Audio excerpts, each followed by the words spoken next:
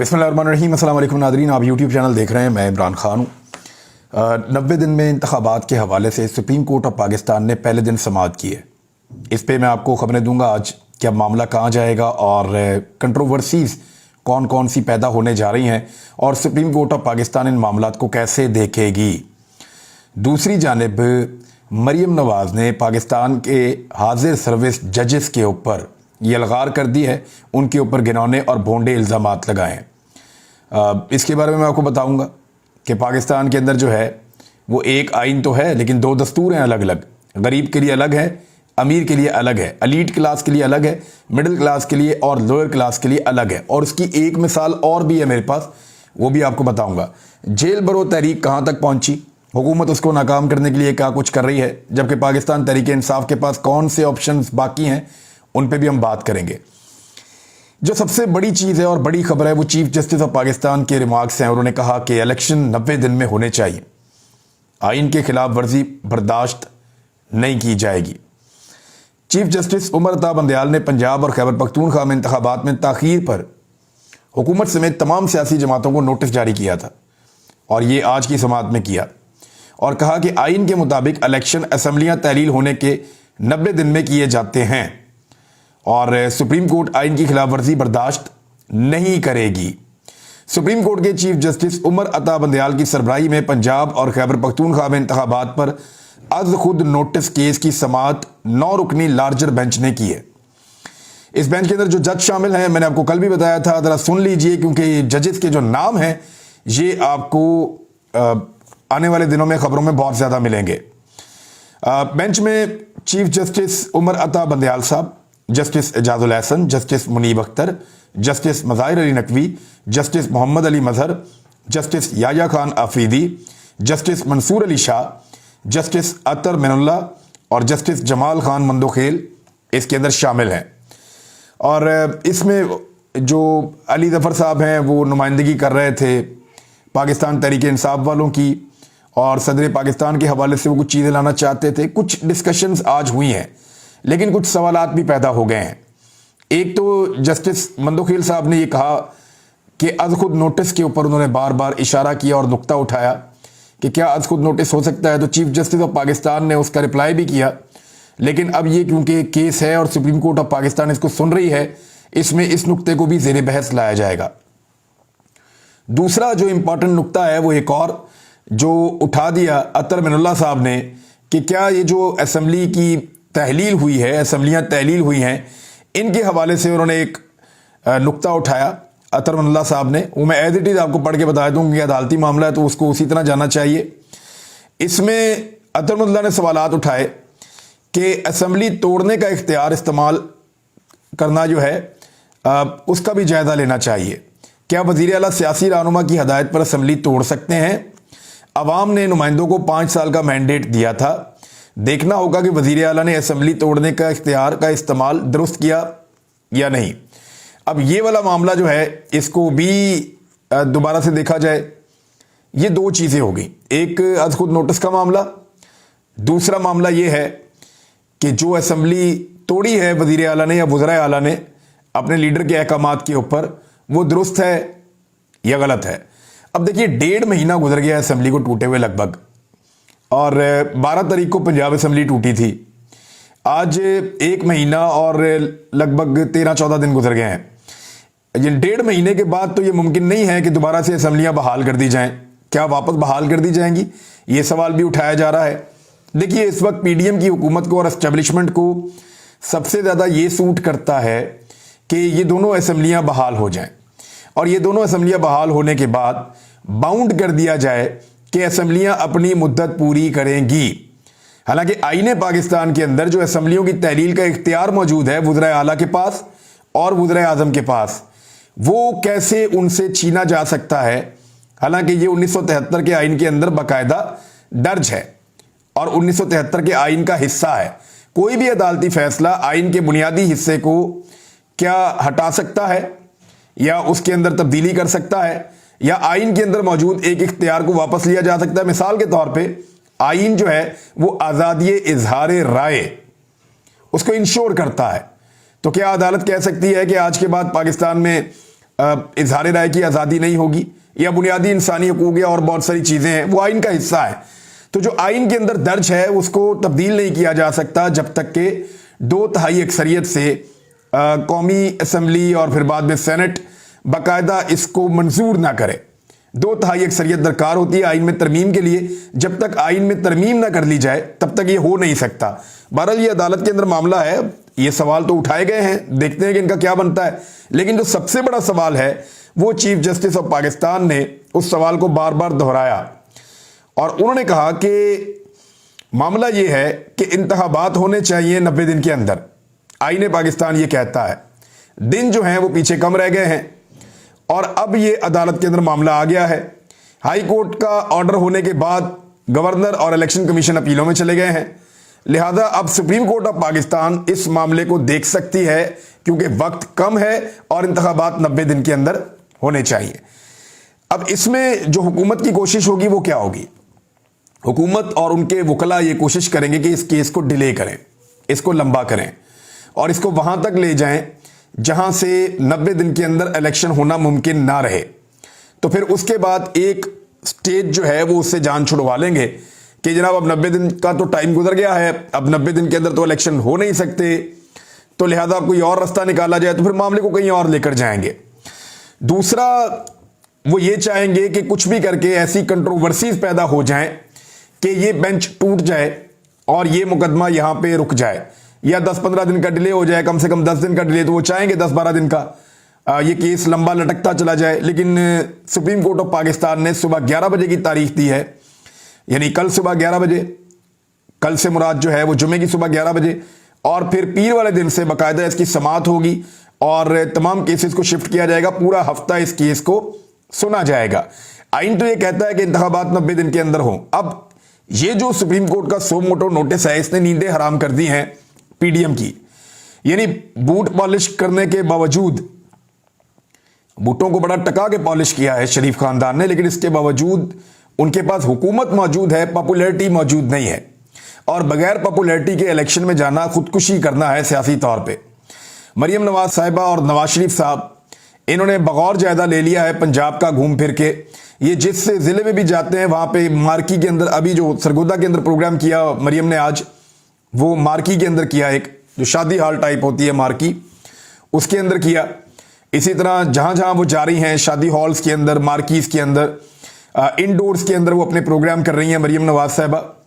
उसका रीजन ये है कि ओपन जलसे अब वो कर नहीं सकते, उनकी वो मकबूलियत नहीं है और एंटी एस्टेब्लिशमेंट एक बयानिया उनको घड़ना है। तो बूट पॉलिश उन्होंने टकाकर किए हैं और पूरे पाकिस्तान ने बूटों की चमक देखी है और बूट इतने ज्यादा चमक रहे हैं कि पूरी आबोताब के साथ पूरे पाकिस्तान में चमकते हुए दिखाई दे रहे हैं और हाथ और मुंह इतने काले हो चुके हैं कि लोगों को पता चल रहा है कि इन हाथों से बूट पॉलिश किए गए हैं और ये वो मुंह हैं जिन्होंने बूट पॉलिश किए हैं। तो अब इस वक्त एंटी एस्टेब्लिशमेंट बयानिया कैसे घड़ा जाए, कैसे सामने लाया जाए? हमने आपको खबर दी थी जब मरियम नवाज लंदन में थी तो नवाज शरीफ ने और इन्होंने मिलकर तय किया था कि 5 बंदों को हम टारगेट करेंगे। अब जो है उनके अंदर से एक बंदा निकाल के एक बंदे का इजाफा कर दिया गया है। जनरल रिटायर कमर जावेद बाजवा जो है उनका नाम उसके अंदर शामिल नहीं है और 2 हाजिर सर्विस जजेस के ऊपर मरियम नवाज साहिबा ने वो जहर उगला है और इस लेवल की गंदी तनकीद की है कि मैं यहां पे आपको ना सुनवा सकता हूं ना आपको मैं वो बताना चाहता हूं। 2 जजेस, जस्टिस एजाजुल एहसन साहब और जनाब जस्टिस मज़ाहिर अली नकवी साहब, इन दोनों के ऊपर मरियम नवाज साहिबा ने कीचड़ उछाला है और अभी तक जब मैं ये वीलॉग रिकॉर्ड कर रहा हूं, पाकिस्तान की किसी हाई कोर्ट ने, पाकिस्तान की सुप्रीम कोर्ट ने किसी जगह पे किसी किस्म का तौहीन अदालत का या जजेस की तौहीन का नोटिस नहीं लिया है। मैं आपको याद दिला दूं, आज से कुछ अर्सा पहले साबिक वजीर आजम इमरान खान साहब ने एक खातून जज जो मातहत अदलिया की जज थी, जस्टिस जेबा साहिबा, उनके बारे में ये उनका नाम लेकर रिमार्क्स दिए थे कि अकाउंटेबल करना या जिस तरह की उन्होंने बात की थी, तो उसके ऊपर दहशतगर्दी और तौहीन अदालत और इस किस्म के बहुत सारे केसेस जो है वो बना दिए गए थे इमरान खान साहब पे। और उस वक्त पूरा मुल्क जो है वो बड़ा हसास हो गया था और मुल्क के अंदर जो है वो जजेस के रिमार्क्स भी बड़े सख्त थे इस मामले के अंदर اور سب جو ہے وہ بہت غصے میں تھے. ایسا لگتا تھا کہ عمران خان صاحب نے کوئی گناہ کبیرہ کر دیا ہے یہ والی بات کرنے کے بعد. لیکن اس کی انٹینسٹی بہت کم تھی جو آج مریم نواز نے کیا ہے. مریم نواز یہ کر کیوں رہی ہیں ذرا اس کو آپ سمجھیے. نواز شریف کو یہ نظر آ گیا ہے کہ الیکشن تو اب وہ جیت نہیں سکتے, تو وہ چاہ رہے ہیں کہ اتنا گن ڈالا جائے, اتنی لڑائی کی جائے کہ سارے کے سارے پروسیس کو متنازع کر دیا جائے اور اس تنازع کے اندر سے اپنی پاپولیرٹی نکالنے کی کوشش کی جائے. اب پاکستانی جو ہے وہ اس بات کا انتظار کر رہے ہیں کہ جس طرح عمران خان کے خلاف باقاعدہ ایک نوٹس لیا گیا تھا اور معاملے کو اٹھا کر کہاں سے کہاں پہنچا دیا گیا تھا, کیا مریم نواز کے خلاف ایسا کیا جائے گا؟ تو میرا ذاتی طور پہ جواب ہے کہ اس طرح نہیں کیا جائے گا. اگر کوئی نوٹس ہوا یا کوئی چیز ہوئی بھی تو وہ بہت معمولی ہوگی. عمران خان کو تو یہاں تک مجبور کیا گیا کہ وہ جج صاحبہ کی عدالت میں گئے اور جا کر انہوں نے پرسنلی وہاں پر کھڑے ہو کر معافی مانگی, لیکن اس کے باوجود ان کی جان نہیں چھوٹی. اب مریم نواز صاحبہ نے یہ اس لیے کیا کہ ایک تو عدلیہ کو متنازع بنا دیا جائے, دوسرا ججز کو ٹارگٹ کیا جائے, تیسرا جو فیصلہ آنے والا ہے اس کو متنازع بنا کر یہ کہا جائے کہ یہ آئینی طور پہ فیصلہ نہیں ہے بلکہ یہ ہمیں دیوار کے ساتھ لگایا جا رہا ہے, اور اینٹی اسٹیبلشمنٹ ایک بیانیہ گھڑا جائے کہ آج بھی ہمارے خلاف کوئی سازشیں ہو رہی ہیں. تو ایسا نہیں ہے, کیونکہ مریم نواز صاحبہ نے یہ جملے اپنے سہولت کاروں کی آشرواد کے ساتھ بولے ہیں. مریم نواز کے اوپر اسٹیبلشمنٹ کا ہاتھ ہے. اسٹیبلشمنٹ اس ملک میں اس وقت کچھ بھی دیکھنا چاہتی ہے لیکن الیکشن ہوتا ہوا نہیں دیکھنا چاہتی. اس کا ریزن یہ ہے کہ انہیں اس بات کا آئیڈیا ہے کہ الیکشن ہوا تو وہ شخص واپس آ جائے گا جس کو ہم نے بڑی مشکل سے اور رجیم چینج آپریشن کر کے نکالا ہے, اور اس کے بدلے میں پوری قوم نے ہمیں بدوائیں بھی دی ہیں, پوری قوم نے ہمیں گالیاں بھی دی ہیں, اور پوری قوم نے ہمیں مختلف القابات سے نوازا بھی ہے, اور ہماری بڑی توہین اور بڑی بدنامی ہوئی ہے پوری دنیا کے اندر. اب اسٹیبلشمنٹ کیسے برداشت کر سکتی ہے کہ وہ شخص جس کو نکالنے کے بعد اتنے برے حالات کے اندر وہ اپنی زندگی گزار رہے ہیں وہ اس کو اتنے آرام سے واپس آنے دیں؟ تو مریم نواز کے خلاف کارروائی کیوں نہیں ہوگی, اس کا ریزن اب آپ کو سمجھ آ جانا چاہیے, اور ہوگی تو بڑی خفیف سی, بڑی معمولی سی ہوگی. تو کیا مریم نواز کو یا نواز شریف کو بلا کر کوئی پوچھے گا کہ آپ نے ججز کے بارے میں یہ کہا؟ جواب دیں. کوئی پوچھے گا کہ آپ نے یہ توہین کی؟ جواب دیں. کوئی مقدمہ درج کیا جائے گا؟ کوئی دہشت گردی کا مقدمہ ہوگا یا کوئی ایسی چیز ہوگی؟ میرے خیال میں نہیں ہوگی. اور سپریم کورٹ آف پاکستان بھی مجھے ایسا لگتا ہے کہ تحمل کا مظاہرہ کرے گی. اس کا جو ایک بڑا ریزن مجھے سمجھ آتا ہے بطور ایک صحافت کے طالب علم کے, مجھے ایسا لگتا ہے کہ سپریم کورٹ یہ کوشش کرے گی کہ وہ اس تنازع میں اپنے آپ کو پھنسانے کی بجائے, یعنی جس تنازع میں جان بوجھ کر ان کو گھسیٹا جا رہا ہے اور ان کو کنٹروورشل کرنے کی کوشش کی جا رہی ہے, وہ اپنے آپ کو اس کنٹروورسی سے اور اس تنازع سے بچانے کے لیے سپریم کورٹ آف پاکستان آئینی معاملات کے اوپر توجہ دے گی. اور ویسے بھی مریم نواز کے بولنے کا امپیکٹ پبلک کے اندر تو ہوتا نہیں ہے, کیونکہ پبلک میں اگر امپیکٹ ہوتا تو پبلک بہت بڑی تعداد میں باہر آتی. میرے خیال میں مریم نواز پاکستان میں جس کے بھی خلاف بولیں گی پاکستانی ان کے ساتھ کھڑے ہو جائیں گے. پاکستان کے میڈیا کے اندر کچھ مردار جنہیں مہنگائی نظر نہیں آ رہی تھی, جنہیں بے روزگاری اور غربت نظر نہیں آ رہی تھی, وہ مردار, بلکہ مردار خور آپ ان کو کہہ لیں, وہ لوگ جو بالکل بے حس ہو چکے تھے آج اچانک ان کی 6 کی 6 حصیں جاگی ہیں اور انہوں نے دوبارہ سے کی بورڈز پکڑ کے اپنے ٹویٹر کے اوپر عدالتوں کو لتاڑنا شروع کر دیا ہے. میں آپ کو ایک بات یاد دلا دوں کہ یہی جسٹس اعجاز الاحسن صاحب اور یہی چیف جسٹس صاحب اور باقی کچھ اور ججز شامل تھے, انہی ججز نے ڈپٹی اسپیکر قاسم سوری کی رولنگ کے خلاف ایک فیصلہ دیا تھا, اور اس وقت یہی ججز پی ایم ایل این کو لگ رہا تھا کہ انصاف کا بول بالا کر رہے ہیں, اور انہوں نے کہا تھا کہ آئین کی جیت ہو گئی اور آئین پاکستان کے مطابق سپریم کورٹ آف پاکستان نے ایک بہترین فیصلہ دیا ہے.